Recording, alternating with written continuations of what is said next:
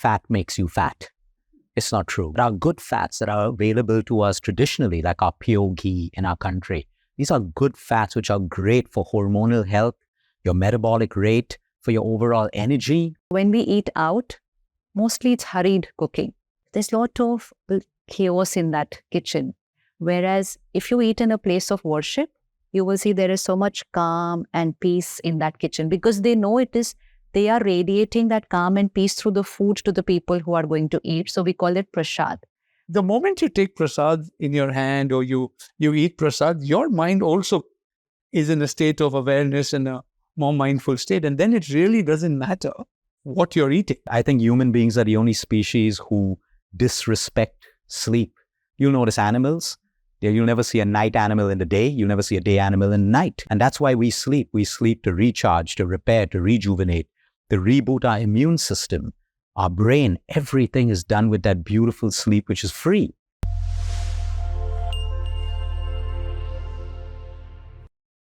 A very warm welcome to another episode, another podcast of ThinkRight.me. And today, in addition to our ever-radiant Sister Shivani, we also have with us the author of a book called Small Wins Every Day and lifestyle expert, Luke Coutinho. Thank you, Luke, for being here with us. Thank you. Thank you, sister. You know, lifestyle is such an important part of everything that we do or everything that we aspire to do.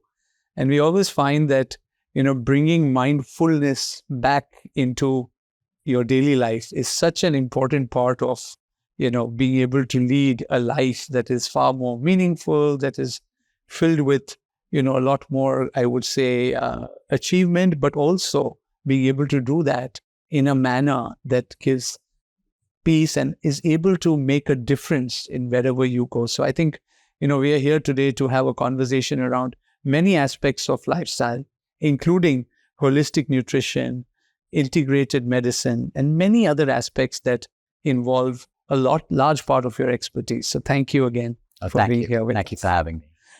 So, maybe as we begin this conversation, I think the role of the mind is so important on everything that happens in our daily life.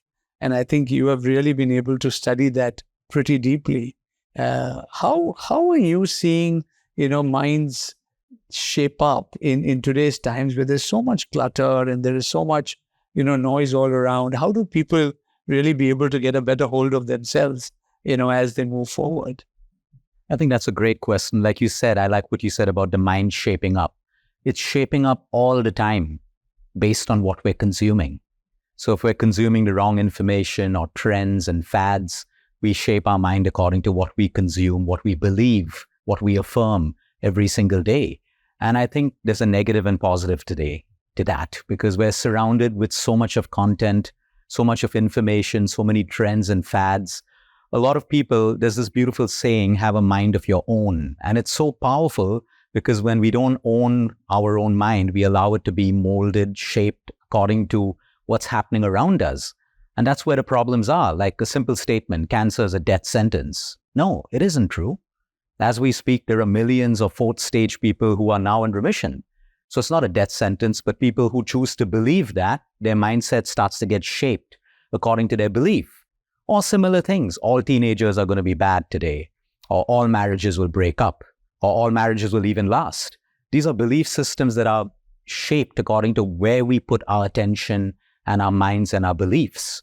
And I think it's so important for us to integrate, besides medicine, conventional medicine, nutrition, movement, sleep, the emotional part, which is our mind. How do we bring our mind into our treatment plan, into our recovery plan? And that's why we love the word mindfulness. It's so important to bring, at this stage in my life today, I see religion, I see spirituality, and I see consciousness. And I like to spend more time with the word consciousness, because there is religion and there is spirituality.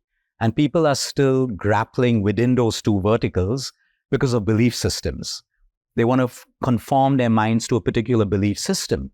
But religion and spirituality teaches us consciousness. This is the path. Now, how are you conscious around it? It's never about telling people to have a low-carb diet, high protein, only eat fruits and nuts and vegetables. It's my consciousness when I make a choice about the food that suits my body type or the condition that I'm going through.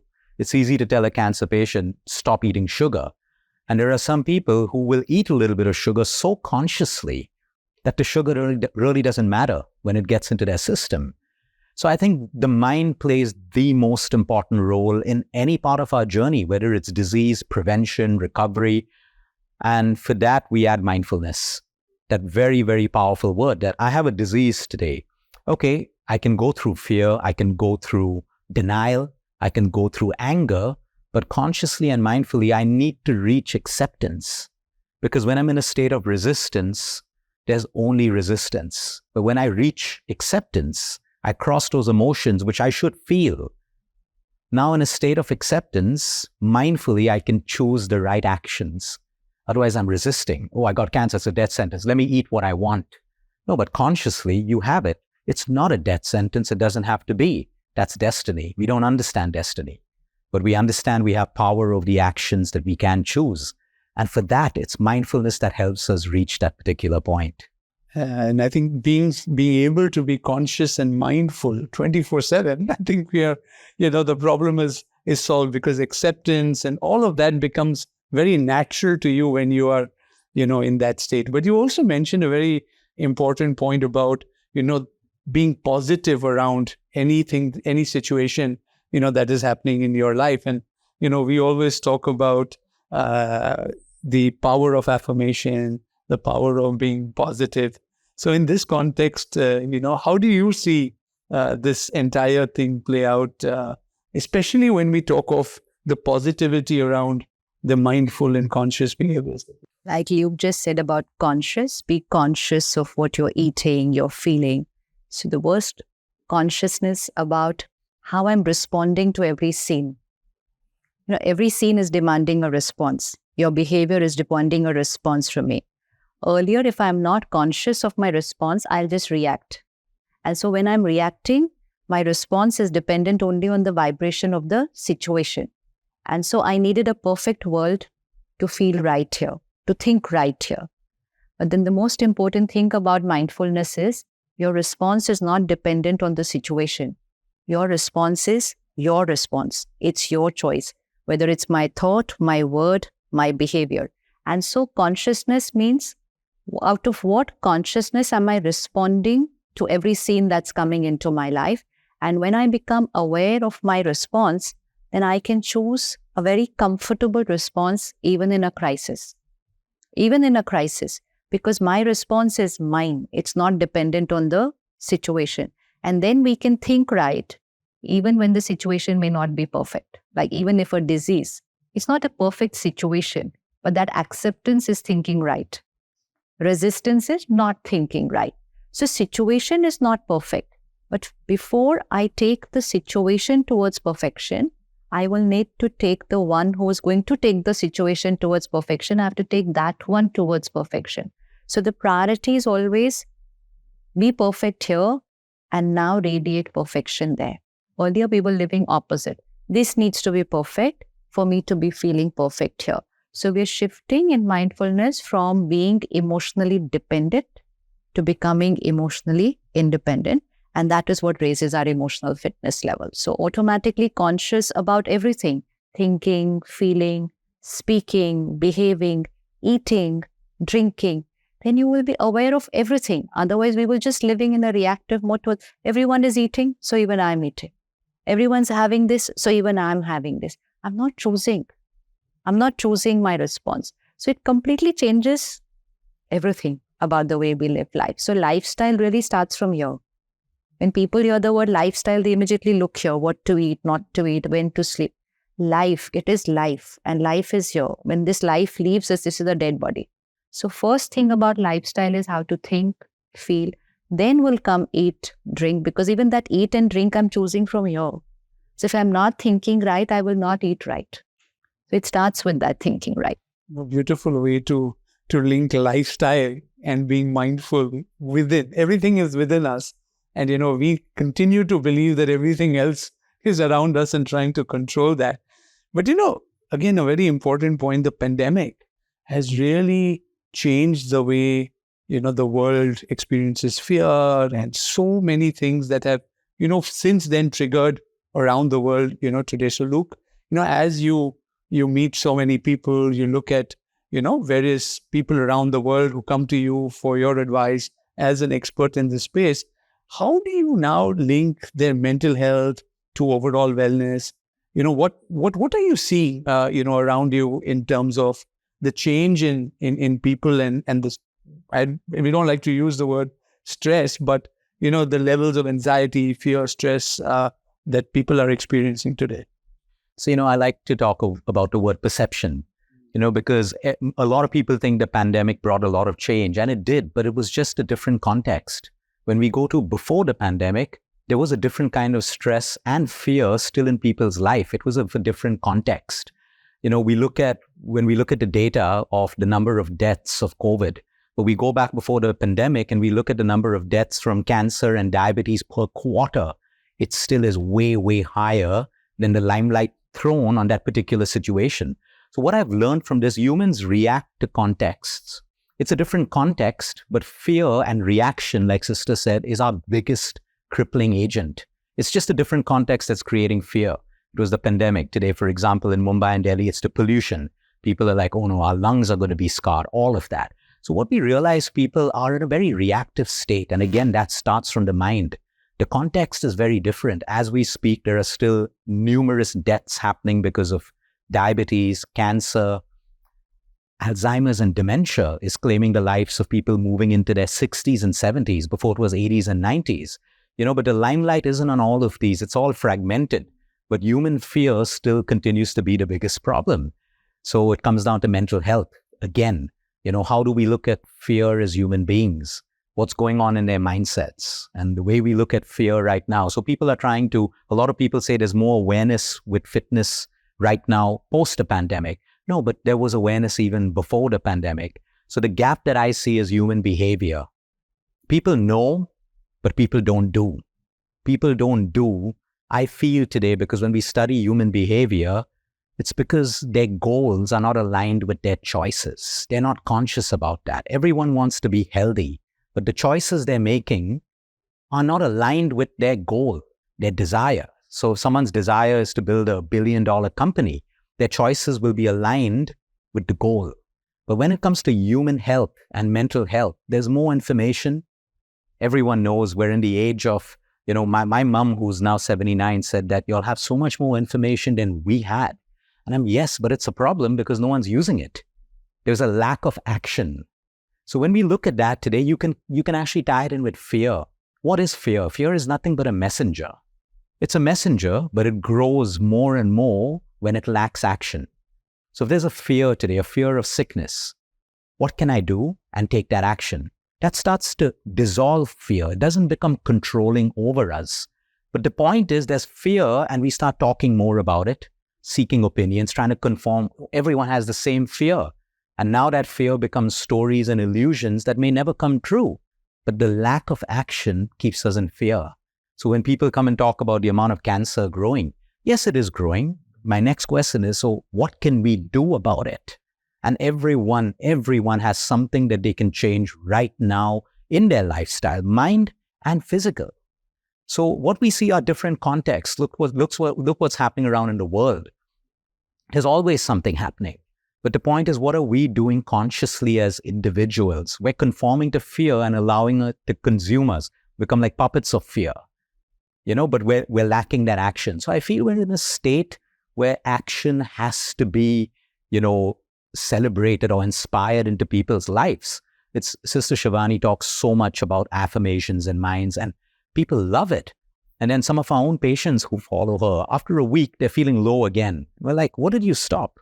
You stopped an affirmation. But when you were doing it, you felt so good. Why did you stop it? Oh yeah, I should start it again. So you see, simple actions and consistency, I believe, is what humanity needs at this particular point, because we have everything else. We have a wealth of knowledge. We have spirituality being taught to us in the simplest ways possible. We have nutrition, medicine, everything together. But human behavior is the biggest obstacle, and that is tied in with fear. Yeah, no, you rightly pointed out, this fear, because there is widespread fear, it just enhances that. And, earlier you talked about content consumption, and everything that you're seeing and hearing just adds to the environment. And I think you're absolutely right. We have to make the right choices which are aligned to what we desire. And everybody desires to be happy, to be comfortable, to be peaceful. So what are some of those lifestyle choices, Luke, that, people can make, simple choices that can be done every day, that you think can make a meaningful difference, in people's lives, to be able to particularly transcend, fear, as you said, because sustained fear actually causes a large part of the lifestyle diseases that you referred to. So what can people do? Any thoughts around that? It's really simple. We look at foundations. We have foundations in spirituality. We have foundations in medicine, anatomy, and everything. So the choices that I ask people to make, the lifestyle changes, are not what I think is right. I look at health very differently. It's not what we think is right. What does the body need? What does the human body that consists of trillions of cells and energy, what does it need? So we look at number one, nutrition. It comes down to the simple basics. What nutritious food do my cells require? Period. So every time I'm eating something, I ask myself simply, before I even bless my food, is this feeding my cells with health? Or is it going to feed it with possible disease? That's the first step. It's a choice we make. Now I can make a conscious choice. Okay, I'm having a burger after like a month. Eat it without guilt. But if it's the 10th day I'm having a burger and fries, it's not a conscious decision and it's not what my body needs. So we look at nature. What has nature given us? That's not poisonous. We try to align our nutrition closest to nature. That's the first fundamental of nutrition. 2, do I eat a lot, overeat, or do I undereat? Both are equally bad. Or do I eat consciously how much my body needs? If I'm physically active, my body will need more food. If I'm sedentary today, my body needs less food. So even the busiest person who missed a workout today can bring a conscious control by reducing the amount you eat because you've not expended that amount of energy. I don't need the same quantity of food that I eat every day. Then we look at the second vertical, which is movement. I don't even use the word exercise anymore. Create movement because blood flows with movement. Blood carries oxygen and nutrients to trillions of cells. And I'm sedentary, I don't have enough of blood circulation. So whether it's my yoga practice, it's my pranayama, it's going to the gym, going for a walk, create conscious movement. The body needs that, especially since we sit all the time today. Again, it's not what I think the body needs. It's what the body needs. It needs strength, stamina, flexibility, mobility. So when we look at the beauty of yoga, which is holistic, it gives you everything. In a proper traditional yoga practice, not a fad yoga practice, we learn everything from breath work to stamina. We use muscle to hold an asana, flexibility and mobility. So whatever exercise or movement works for you, select it, but just be consistent with it. The third is sleep. Such a beautiful healing instrument, and that's why humans sleep. But yet we're trained to think that, sleep is not important. You should be using that time to build, to make more money, to watch more entertainment. But I think human beings are the only species who disrespect sleep. You'll notice animals, you'll never see a night animal in the day. You'll never see a day animal in the night. They respect the cycles of nature. And that's why we sleep. We sleep to recharge, to repair, to rejuvenate, to reboot our immune system, our brain. Everything is done with that beautiful sleep, which is free. And the fourth is our emotional wellness, our state of mind. Today, we work with doctors around the world and, we have surgeons who say I've opened bodies for 60 years. The first 10 years, it was all about the power in my hand, life and death. Today, I just open our bodies and all I see is stress, years of stress built up. I do a bypass surgery. All I see is stress-induced plaque in the arteries. And so our emotional wellness becomes the foundation of human health. We look at babies who are born. Their state is happiness. Their physiological state is happiness. They may cry, they may get angry, demonstrate envy, but they come so quickly back to the foundation. And it's the same for us as human beings. We have more responsibilities, but we're supposed to come back to a state of joy and happiness all the time. These are the foundations. So now whatever works for anyone in that, some people may like to paint, go for a walk in nature, meditate, pray, spend time with friends, whatever works for you, but brings you back to that foundation of life is tough, but I feel good. That I feel good at the end of the day is so important for mental and physical health. But like Sister said, we put conditions. Or when I lose that weight, I'll feel good. When I get that promotion, I'll feel good. No, we need to feel good in order to actually attract everything else that we desire. So these are the four simplest things that people need. It doesn't cost you money. Just look at your nutrition. Where can you make a change to align more with nature? Eat the right way, not when you're stressed. Movement, sleep, and emotional wellness. The smallest changes that you make consistently is honestly all we need. We don't need complication.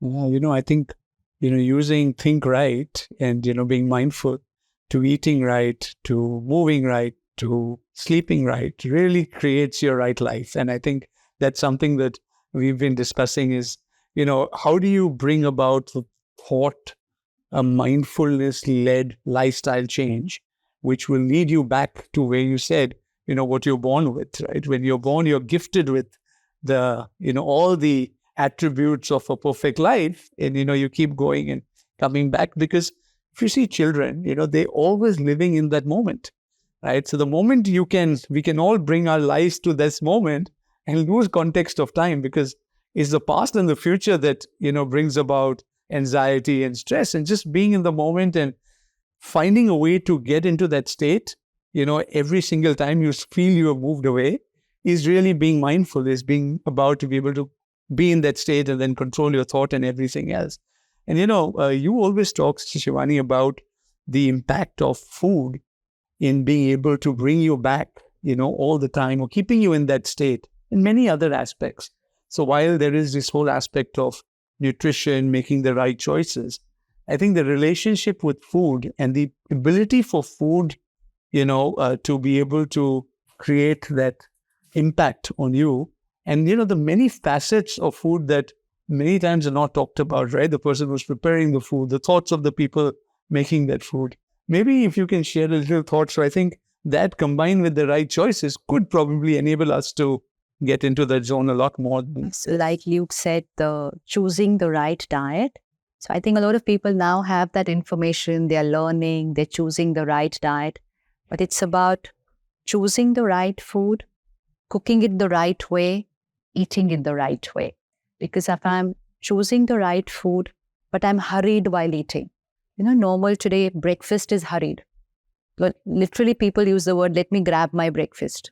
And they will grab it and they will be driving with that. So breakfast is in a hurried manner for most people. Lunch is at work. So they're talking about work, they're having meetings and they're eating. So dinner is now the only meal, often with family. Sometimes even that is in socializing. So it's in parties. So visualize you're in a room of 100, 200 people partying, the kind of music that's there, the kind of conversations that are going on. And so many people's minds, thoughts, and words. It's not the best vibration to have a meal because people are not having higher vibrational conversations. It's generally about this one, about that one, about what's happening in the country, what was happening in the world. So food is not just what we are eating, but very important how we are eating. And in the culture of Bharat, we have this since thousands of years, कि जैसा अन्न वैसा मन है. It is not jaisa an vaisa tan. That is what we have learned. It is jaisa an vaisa man, jaisa man vaisa tan. So which means what I eat will influence the mind. Then it will influence the body. So if I am eating right, but I'm not eating the right way, I still don't get the result. So I will go back to him and say, but I'm eating exactly what you told me to eat. I'm eating exactly that much.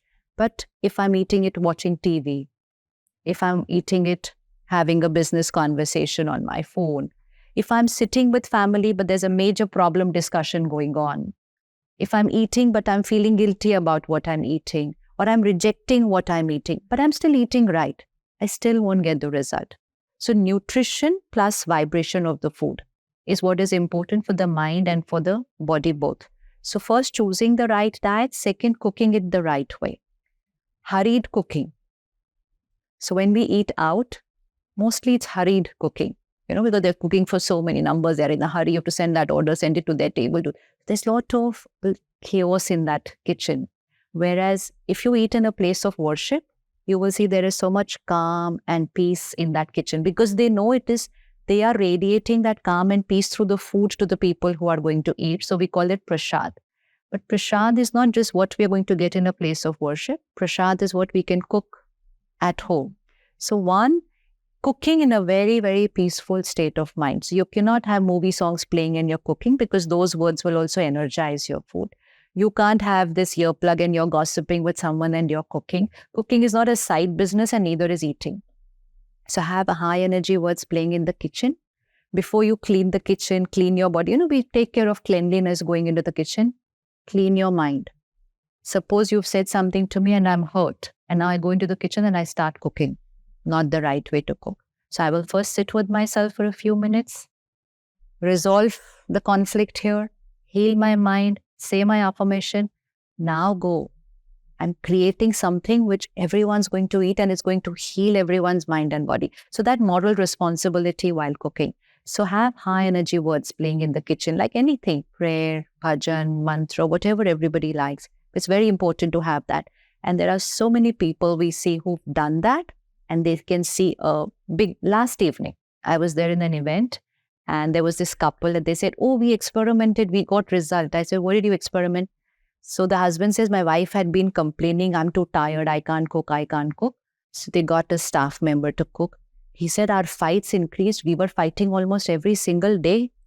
And we were obviously blaming each other for our fights. And so suddenly she said, 1 minute, I think something with the food. It changed.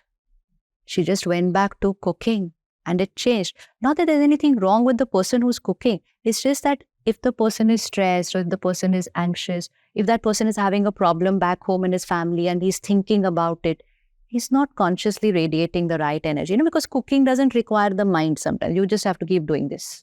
And your mind can go travel and think of everything. And you're just doing this. But while you're doing this, all that you're thinking is radiating into the food. So mindfulness while cooking is like very, very, very important. And then mindfulness while eating, that eating without gadgets, phone, TV, and pause, say your affirmations with the food. Because how much ever I try, my food has come with some vibrations, right from where it was grown, to the market, to the shop, to the person who got it for me, then to the person who cooked, even the person who serves for you, the vibrations are there. So then 5 seconds, like we would not eat without washing our hands, we will never ever eat without saying the vibrations to the food.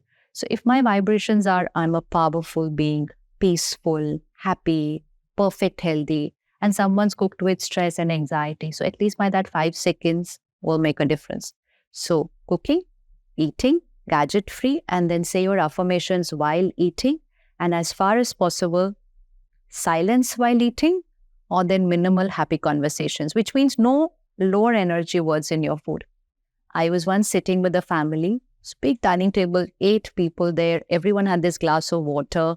And after a conversation of an hour, everyone's glass was like half full. And then I was about to pick up and have, and she said, just wait. I said, why? She said, this water has been here on this table for 1 hour and we've been talking so much. I said, but we didn't talk anything. I mean, it was all gyan. She said, no, but yet it's absorbed 1 hour conversation. Let's change the water. That's the power. So in the culture of Bharat, the elders, they know this thing, that food and water absorbs our vibrations and that influences my mind health and my body health.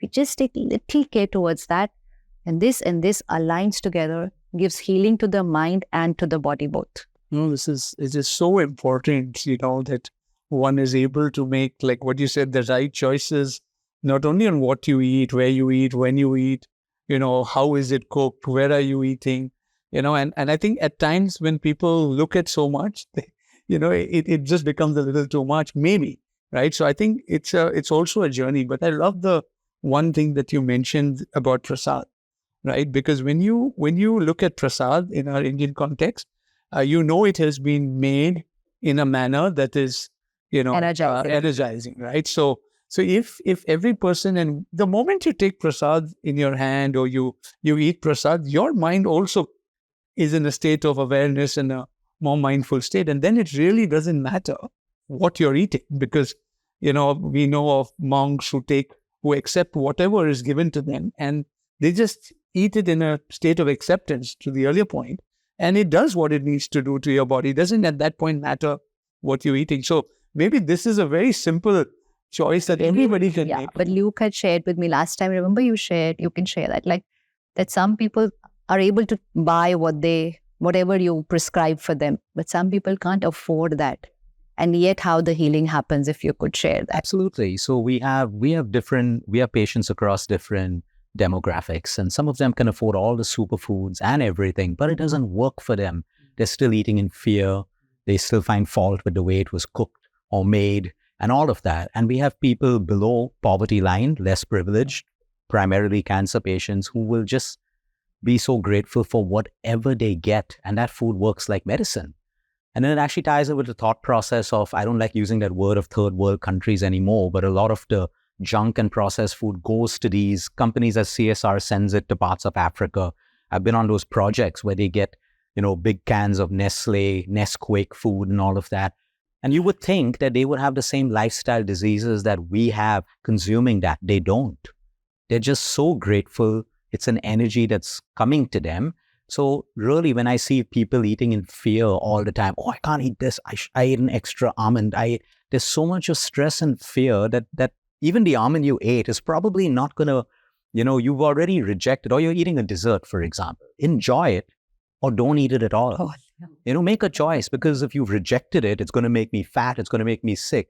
What's happening? It's already set in your mind, like Sister Shivani said. So that consciousness about it, if I'm going to eat a dessert, I'm going to put intention and just enjoy it, not eat it and then complain, why did I do this? Oh no, I ate this. Let me run on a treadmill. You've just programmed your mind to make food an enemy. And we can't do that because it blocks absorption at all levels. So it just ties in beautifully, the way and what we eat.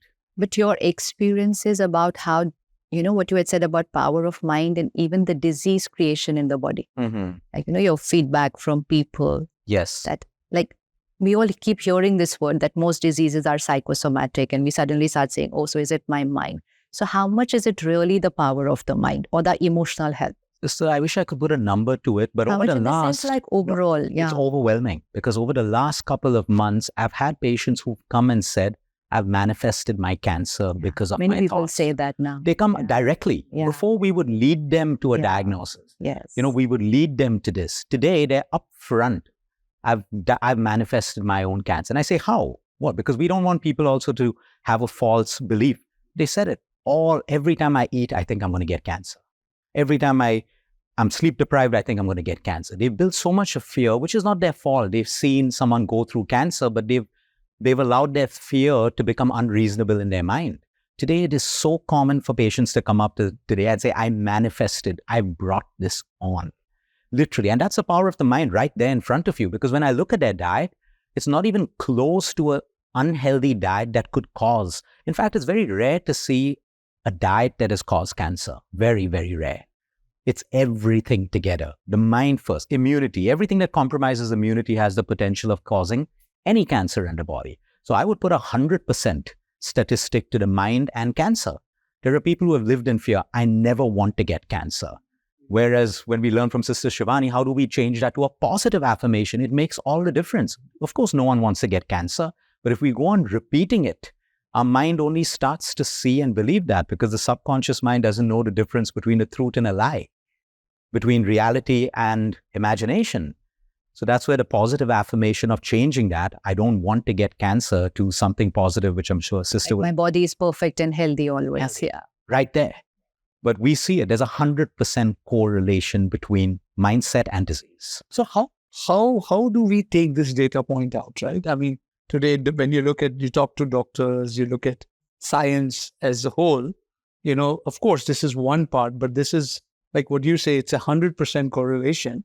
Are we seeing enough scientific, kind of research or, things like that supporting this? Or is it, again, something that is getting built, because you're seeing the experiences are saying, unfortunately or whatever, fortunately, when we talk of larger masses, right, the way we, the logical mind, or what you talk, the subconscious or the unconscious mind, if you want to put it, will always be driven by logic, situations, what others are saying. Yes. And somewhere to really get to the depth of this, we have to break the clutter, right, which is there around many of us. So is there a way to take a lot more data, more scientific approach to doing this? Because you're in the field Do you see a lot of that happening? Absolutely. I see two populations of people. The one that you just spoke about that always wants reason and science for everything. And it's not wrong. I would want to know the science behind a drug that my patient's taking or how a food may react with the drug that they're taking. That's great science. But becoming a slave to science that doesn't allow you to think and reason is our biggest problem today. If people want science, the simple science is every pharmaceutical drug out there in the market today has gone through a placebo study. Why a placebo study? Because placebos work. What is placebo? The power of the mind. So right there, the science is right there. No drug can hit the market without having gone through a placebo study. No surgical procedure can happen unless it's gone through that. The science is there. But I think the confusion and this intelligence that populations they think they deserve and want, that I will only do this if science says this. Till date, no science has told you which diet is the best diet, which chemo drug is the best. No, we learn along the way. But the point is, it's dampening our mindfulness when it comes to reasoning, logic, and common sense. Complete common sense. So the point is, if it's not studied today, it doesn't mean it's real. There's this beautiful saying, just because we don't know something doesn't mean it's not worth knowing. So I'm not here to say today that if you have a cancer, don't do chemo, just use the power of your mind. Absolutely not. You take your chemo, but the power of your mind will also determine the outcome of your chemotherapy. I'll give you this. I have a patient now who's 76 years old. The parents brought it to me, lively lady, 3rd stage triple negative cancer, which is quite aggressive. The children made a decision. We don't want our mom to know she's going through chemo. Okay, we just don't want her to know about it. So she's getting IV nutrition at Breach Candy Hospital. 6 months later, she comes for her review. Now, I would expect a patient who's gone through that particular chemo drug for a triple negative. I know what the side effects are. You know how they're going to change cachexia in the body and everything. She comes back even more livelier than before. The only difference, she's gotten the same chemo that hundreds of my other patients are going through. Her outcome is completely different. What is the outcome? She doesn't know she's getting chemotherapy. So we can't ignore these things. Now, that's the family's decision. Many people know about it, and that's where faith comes in. That's where affirming over. I choose the outcome of my chemo. I have patients today who write their story of how they want their chemo to be. They've read, they've Googled, everyone does that. I can get nausea, I will lose weight, I'll lose my hair. Say, good, that's what your conscious mind knows. Now you write how you want the outcome to be. And you should see what the outcome is. It is incredible when you decide the outcome in your mind. The science is already there. It is already documented in medical journals about the power of the mind, about patients who don't even take anesthesia for operations. They choose. You get a choice in the US. And they're just focusing on music or they're focusing on a mantra. And these are documented cases. They never reach the limelight because it does come in the way of business. There's no doubt. And we need to accept that. But it doesn't mean we don't believe in it. What about all the patients who we've been working with Tata Memorial for the longest time? And one of the biggest challenges were people would come from different parts of India for the first cycle, second, and then just not come back anymore. They would just not come anymore because of fears. They couldn't afford the train ticket and so many different things. What happens to all these patients? Do they die? No, once I spoke to a woman who used to work in the field and I said, aren't you scared? You should come back, take your cycle. She's saying, I'm too busy to think about cancer. I'm too busy. I need to feed my family. What a beautiful attitude and mindset. I'm not saying we all need to assume this, but we can learn from this. Life is always teaching us that, fine, I have the ability to take a treatment, but just don't take it blindly. Also use your mind and your attitude, because I can tell you today, your attitude determines everything. I have patients who fly around the world to the best of hospitals, but they have the wrong attitude. The treatment doesn't work. And I have people who are like, I got this disease. God's gotten me through stuff before. He'll get me through this. And their outcome is just unbelievably perfect. So it's there. Doctors have written research papers on the power of the mind. It's all there. But the point is, this won't make mainstream news because it's not important. It doesn't get you, ratings and stuff like that, but it exists. And I ask people through your app, through the work that we all do, explore, because it is there. It is there. When patients reach their deathbed, they turn to prayer automatically. Everyone. So it is there. It's an energy that's always been there, but you've not chosen to mindfully integrate it in my life. Okay, you're an MBA, you know everything. Great, but add a little bit of prayer. Add, you're the best doctor, but add a little bit of prayer, add a little bit of intention. It's already there. We have to use it. I think when this crisis or suffering hits, and that's the time to grow. So many times it's said that, if you go through an experience like that, it is actually to get you to be Absolutely more mindful, to use what you have around what you. you have naturally within you, and the power and the strength of that. But this is you mentioned that the science is there. There are papers written about it, and it is not reaching out to as many people today. This conversation we are having needs to reach out to as many as possible. But therefore, I'm going a little deeper into a couple of aspects. You talked of this placebo effect, right? That is done in all studies. Can you talk a little more about it as to what does that mean? And second, as kids, I remember in schools, we used to do this experiment. You have one plant here and you keep another plant there. To one, you talk all the good things, and, the other one, you display anger and emotion. And everybody in 15 days realizes there is a difference in the way the two plants have, emerged, and the impact of a wrong vibration and what it has had, right? So experiments like this are scientific proof in a way, and many others, right? So in addition to the placebo effect, which is being researched around every drug, if we can find a way in daily life to have more experiments like this naturally come about, I think we can make greater progress towards creating the right level of awareness. So maybe some thoughts around that, and maybe then we'll also have Sister Shivani share some of her thoughts on the same subject. So we have a placebo and we have a nocebo. Okay, both of them. So a placebo is there are two groups. Okay, one group will get this glass of water and it's loaded with vitamin C and it's going to take care of your cold and cough. Okay, another group gets just a plain glass of water. Okay, and no one knows which group's gotten what. Okay, the one that got the plain water believed it had the vitamin C and they get better. This is how it works in pharmaceuticals as well. The drugs go through a control group that thinks they're getting the right drug to see if the effects happen or not. And a nocebo. So I can use a placebo that everyone's saying Mumbai air is polluted. And I'll give you my own example. The last 4 or 5 months, I was on an Allegra set scene every single day, waking up, literally, why am I living in this city? Do I deserve this? Does my family deserve? Do my patients? Just that negative thing. One day I was just fed up of the drugs. I said, let me change my mindset.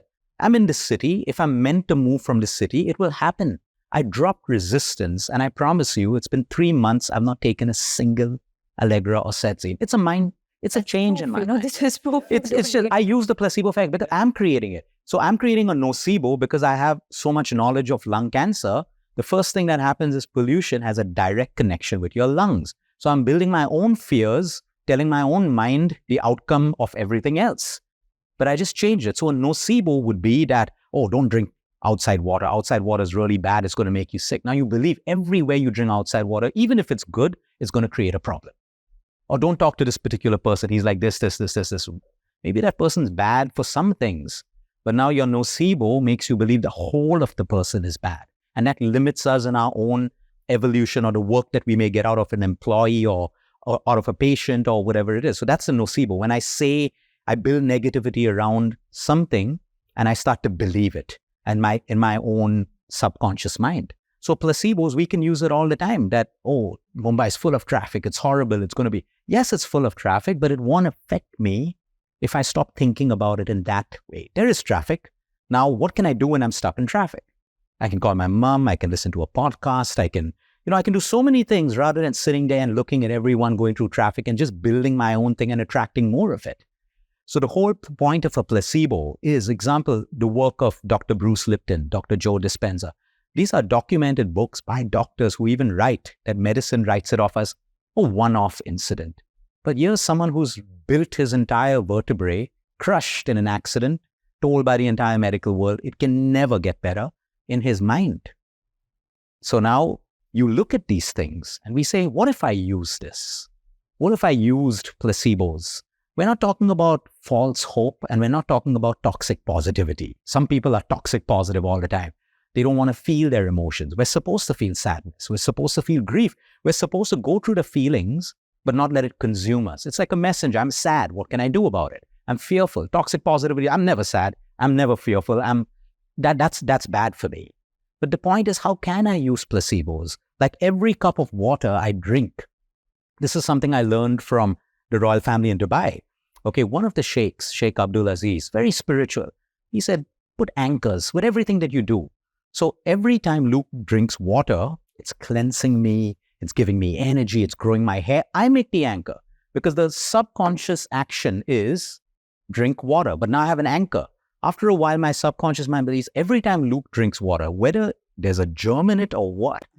That's what. So you give in the vibration to the water. It's the vibe. Yeah. Exactly. Which is what you said, the affirmation you have chosen. So if I picture food today and I've not made it my enemy, every time Luke eats food, it serves me, it nourishes me. So even if I'm eating the wrong food, my subconscious mind has a different action in the body. Placebo. But now we don't use placebos because they can be turned into frauds. People can sell placebo. Oh, come to me. Don't go to your doctor. Take this oil. Your cancer will go. All of that. People will go with belief. It may work for 1 or 2 or 3 days because of the faith and belief. But the cancer is growing somewhere else. So it can be misused as well. And that's why you got to integrate it.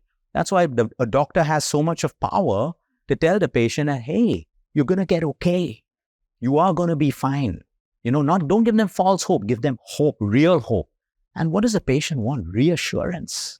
Sometimes a patient just wants their hand to be squeezed before they walk out of the clinic. They want that hope, that reassurance, because the mind has to believe. That's how we can use placebos and, not be aware of the nocebos that we use all the time in our life. And, putting these two together, which you say is so important, right? And therefore the role of the person, whoever is doing that in whichever way, and, whether it's addressing from the nutrition point of view, from the doctor's point of view, it just becomes, so much more important. And the beauty is you build a relationship, right? We only talk of building relationships with people, with this. You build a relationship with water. Absolutely. You build a relationship with food, your own personal relationship. That is mindfulness. See, like when he said, you pick up a glass of water, we're thinking something else and we're drinking water. But if your thought is also aligned with the water, then that's mindful. So mindfulness always, and then very soon it becomes very natural. To begin with, it's a little, okay, while I'm having my glass of water, I'm creating these thoughts. But after some time, it just comes in such a natural way. And then it's not just while drinking water, then it will happen while, you won't be in your mind somewhere else and doing something else. That's also not aligned. I can be sitting here doing this, pretending I'm listening, but my mind could be somewhere else, maybe already at the airport. So then that's not mindful. But when I'm doing these simple acts mindfully, it's also gently bringing my mind towards mindfulness that I try and then start it consciously. And then naturally, after some time, it becomes my natural way. I don't even have to do it. I don't even have to practice it. It's become like. So then you will be where you want to be in your mind, which is what children are having some issues with, concentration. I'm sitting to study, but I'm not being able to study because my mind is getting distracted. That distraction is opposite of mindfulness. So even if we start mindfulness with these simple acts, the mind is learning to be where it is meant to be and not to be somewhere else. It's needed for all of us. Yeah. So I think this is a great segue to bring us into a new segment of our podcast that we are launching today. And it's called the Mindful Minute, and maybe each one of you can take a minute to answer, the question in a manner that it becomes more mindful for the people. So we're trying this out today, and let's see, how we do with this. So, it's a brief answer, but within a minute, but something that is going to enable people to become very mindful about that question. So maybe we'll start with you first. What is the tip for starting the day right?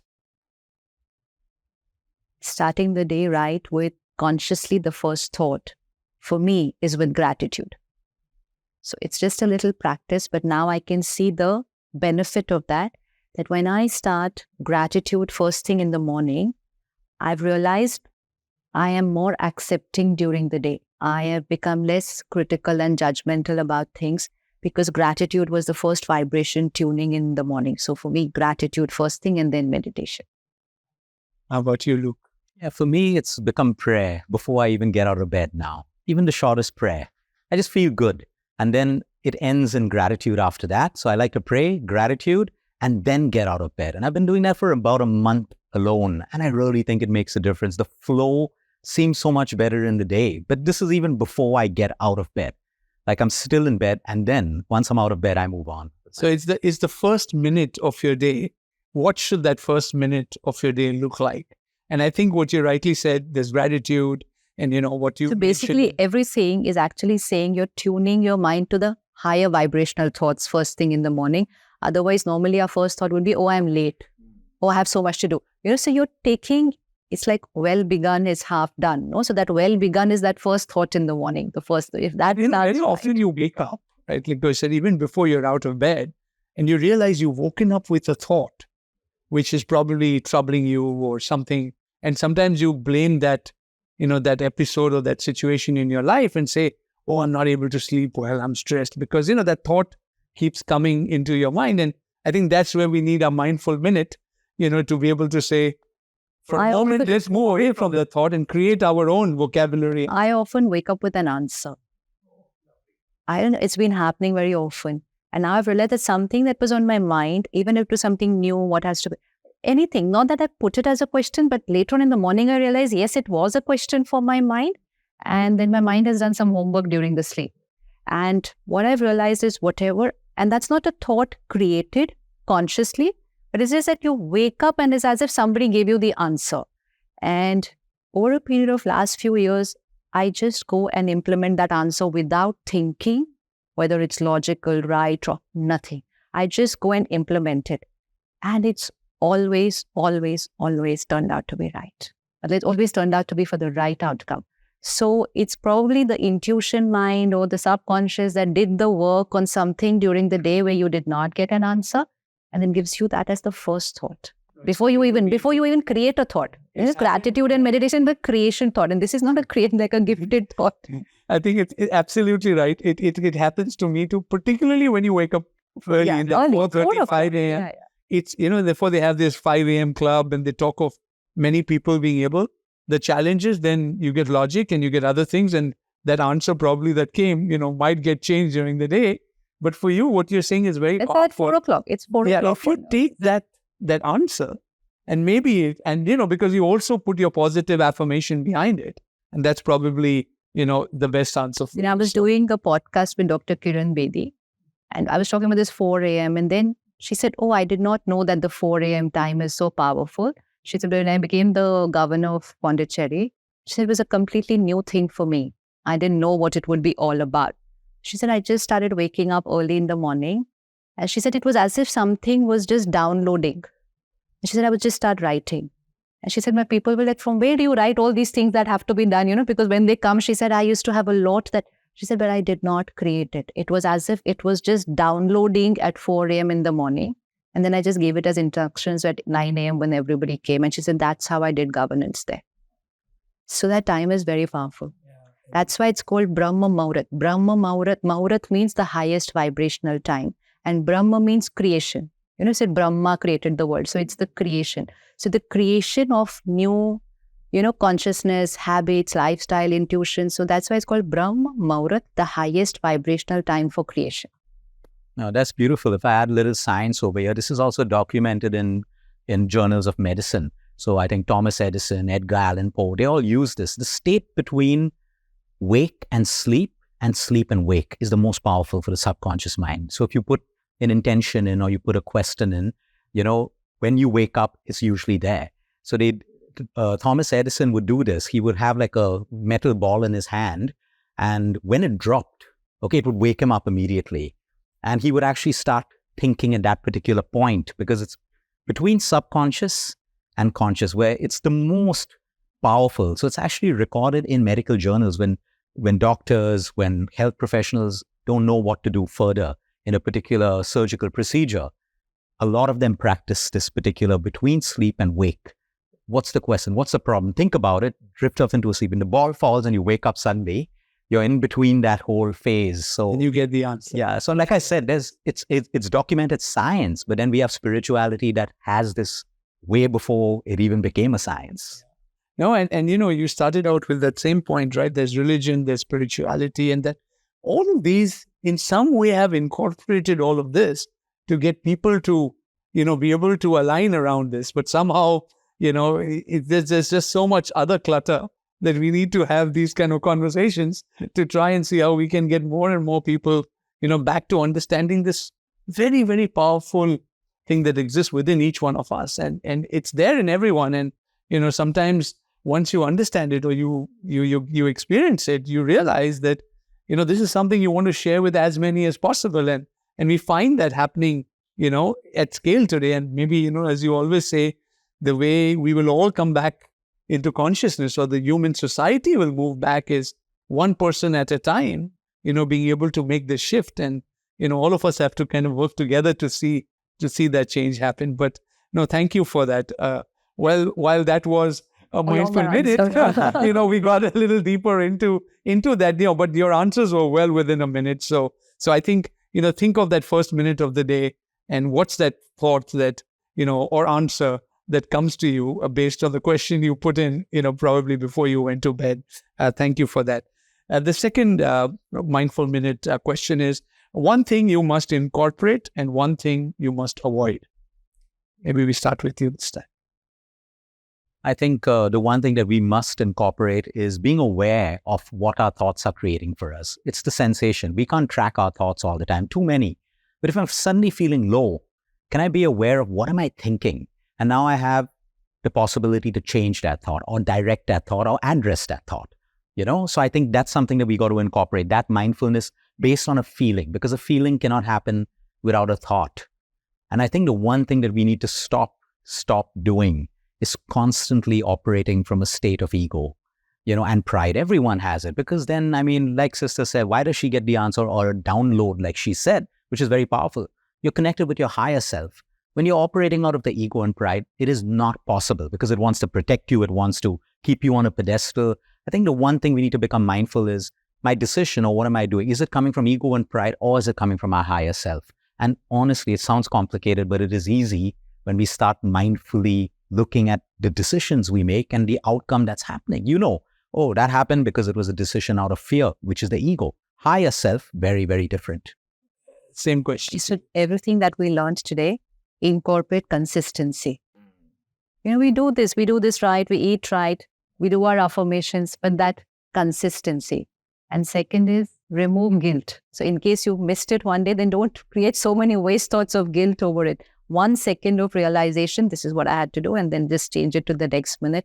No wasting energy creating regret or guilt. So remove guilt and add consistency. No, lovely, lovely, excellent. Advice for starting this journey today. Start. Just start. So, don't make big goals and, go and buy 100 different nutrition books and books on spirituality. Take I think the most important thing is the why power. Why do I want to make this change today? Because we all know how to do it, but who do I need to become to do this? What changes do I have to make in my lifestyle to do this? So I really, really think it's about my why power, establishing why do I want to do this in the first place? Okay, maybe you're inspired through the podcast. It sounds great. But what's your why? Why? I think once you get that, then we no longer rely on motivation. We're inspired to continue with consistency. I see. So once we've got the why decided, let's write out our affirmations for it. Because sometimes I say, I know I want to do it. I know how to do it. But sometimes people say, I know I will not be able to do it for more than 5-6 days. They already know they won't be able to do it for 5-6 days. So write out your affirmations that I am a powerful being. I am perfect and healthy.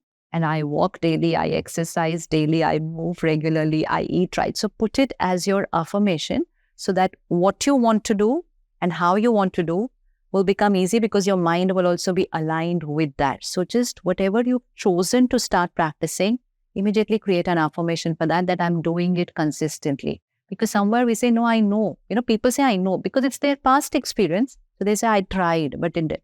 Then we're starting on the wrong thought. So make an affirmation for it and then start practicing. No, I think changing this vocabulary is so important, because everyone is making a vocabulary on what they see around. Like you mentioned, as I think it's such a strong thread, right? When a person says, oh, I'm unwell and I'm going to get this, I'm going to get that, it happens, right? If you change that vocabulary, despite of what is happening, what you want it to be, and that's the little shift you take. So probably everyone in that vocabulary, never use the word try. We say, try, do this. I will try to do it. No, if you already tell your mind, I will try to do it. So you've given your mind the options. Yeah, I tried earlier also. Not I try. I am going to do it. So that becomes affirmation. Don't use the word try. So yeah, here are the last two mindful minute questions to each of you. This one, Luke, is so relevant to what we've been talking. Bust one myth on nutrition. I think that would be that fat makes you fat.